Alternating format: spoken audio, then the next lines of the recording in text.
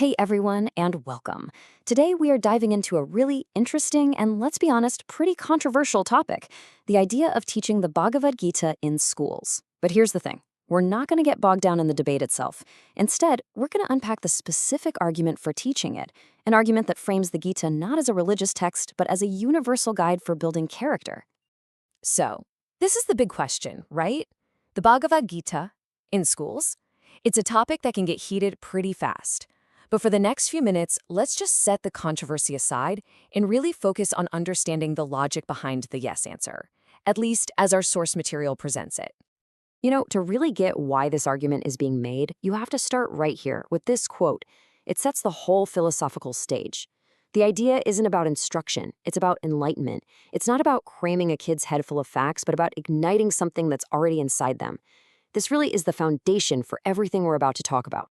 So let's get right into it. What is the fundamental case being made here? Let's focus on that why. Okay, the entire argument really pivots on this one single crucial distinction. Is the Gita a religious text meant for just one faith, or is it something else, a universal guide that actually transcends belief systems? This slide lays it out perfectly. It asks us to look at two different perspectives. On the left, you have the common perception, the Gita as a sacred text tied to specific worship and rituals. But the argument we're exploring asks you to shift over to the right, to see the Gita as a kind of universal manual on human values, something accessible to anyone, anywhere. So if the focus isn't on religion, then what is it on? Well, the proponents of this idea anchor their entire case on this one concept, Jivaniya Mulya, or in English, life values.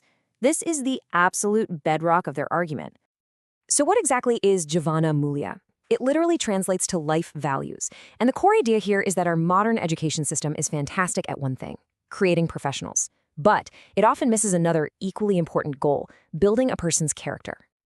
And here's the imbalance that this whole argument points to. Our education system, it excels at making doctors, engineers, and scientists. But the claim is, have we maybe neglected the other side of that scale? Cultivating good, compassionate, and ethical human beings? The Gita, in this view, is seen as the framework to help bring back that balance. Okay, so how does the Gita supposedly teach these big, universal lessons? Well, the argument points to several core principles that it claims are applicable to anyone, no matter what their background is. First up is this idea of karma yoga. Now, this isn't about religious rituals. It's a philosophy of selfless action. It teaches that you can find real purpose and peace by just dedicating yourself to your work, doing it with excellence and integrity, but without getting obsessed with the results. Whether you're a farmer, a teacher, an artist, this principle applies, right? Then you have this concept of swadharma. This is all about finding and following your own unique path in life. It's really a celebration of authenticity. It suggests it's way better to be true to yourself, even with all your flaws, than to be some perfect copy of someone else. Again, that's a pretty universal message about self-discovery. Now, this next part is really interesting. The argument takes a key term, bhakta, and completely reframes it. We often hear it translated as a religious devotee, right? But this interpretation shifts the focus entirely. A bhakta is presented not as someone who worships, but as an ideal human being who is defined by their universal virtues, not by rituals. So what are these ideal qualities? Well, being compassionate to all beings. Being free from that constant nagging ego of I and the possessiveness of mine. And staying balanced, whether you're experiencing joy or sorrow. The argument here is that these aren't religious commandments. They're universal ethical goals that anyone from any culture could strive for. And, this way of looking at the Gita isn't some brand new idea.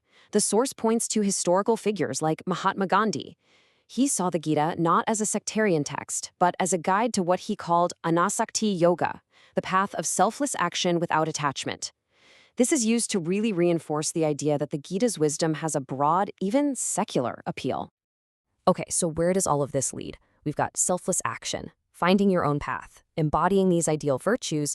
It all builds toward a single, ultimate goal for what education should be.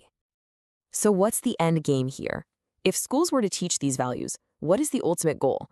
Well, according to this argument, it's nothing less than a fundamental transformation of the person. And that transformation It has a name. Swami Chinmayananda called it the art of man-making. I think today we might call it the art of human-making, the actual craft of building a complete, a virtuous, and a fulfilled person.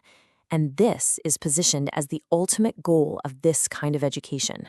So we've just unpacked the argument for using the Gita as a tool for character education, and it leaves us with a much bigger question to think about.